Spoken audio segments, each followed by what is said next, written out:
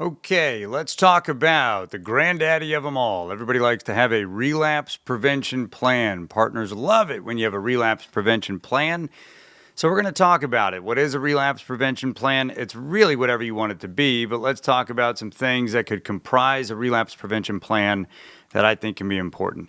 Number one, the most important piece of a relapse prevention plan, the most important part: new information and removal of ambiguity.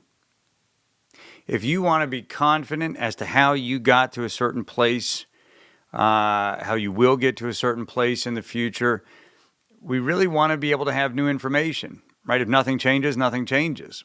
So what new information do we have that will build this confidence around the future, not hope, okay? So this will be things like the 3 circles exercise. What is relapse? That's the inner circle. The middle circle. What are the things that aren't relapse but sometimes lead me in the direction of relapse occasionally? The outer circle. What are the things that I'm building my life up with?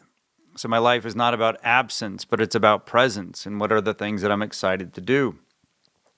Then we look at things like the negative consequence inventory, right? A true and thorough understanding of the negative consequences, both explicitly and implicitly.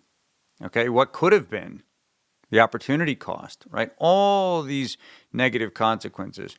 Some people in a relapse prevention plan will do something like a fire drill. Okay, so if this, then that.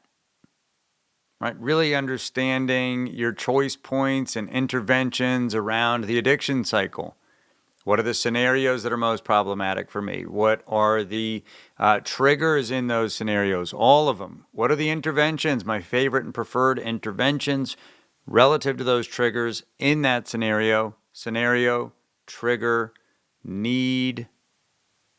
What are those interventions, right? How do we meet the need? Scenario, trigger, need, intervention.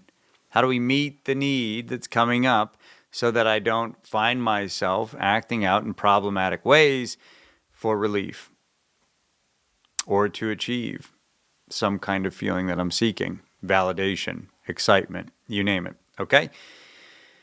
So that's kind of what we're looking at. Bounce back plan. What's my bounce back plan?